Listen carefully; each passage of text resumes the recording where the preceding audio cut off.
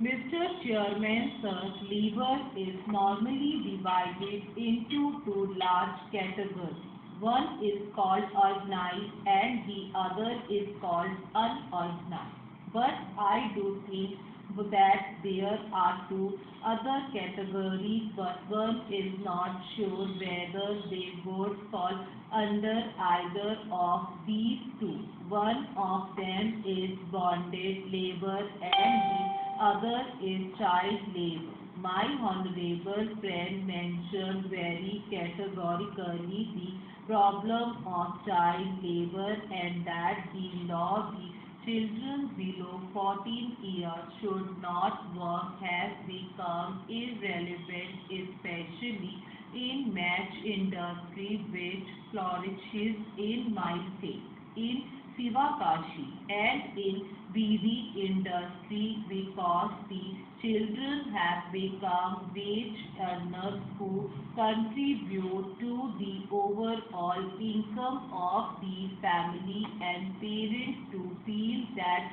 banning them from employment is not fair. But what is unfortunate is that even though the law does exist on record, but when it comes to children and their employment and their future, the state seems to hesitate to facilitate. I have found that many a time inspections have taken place and inspectors have come back and given reports that there are no children below 14 working when it is obvious that more than 80% of those who are working in certain industries happens to be below 14 years because it is understood between the parents and the employers and the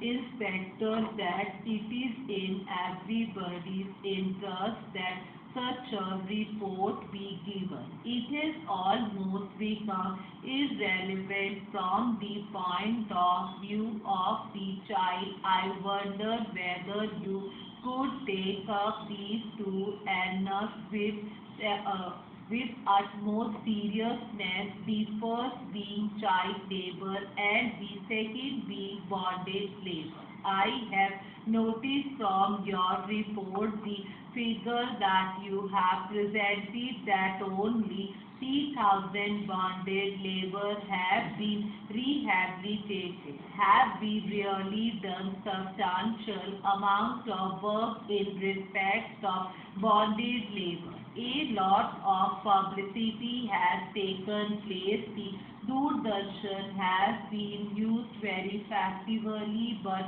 when it really comes down to grassroots results, one is shaken to see the figures being almost insignificant. I think substantial concentration is required in these two arenas. I know there is a lot of contempt in the minds of many in this house for the organized labor. There may not be so much from the side, but from the other side, I can see many members of this house look upon organized laborers as high-wage island members. In other words, many of them think that all our organized laborers are in high-wage island. Stop.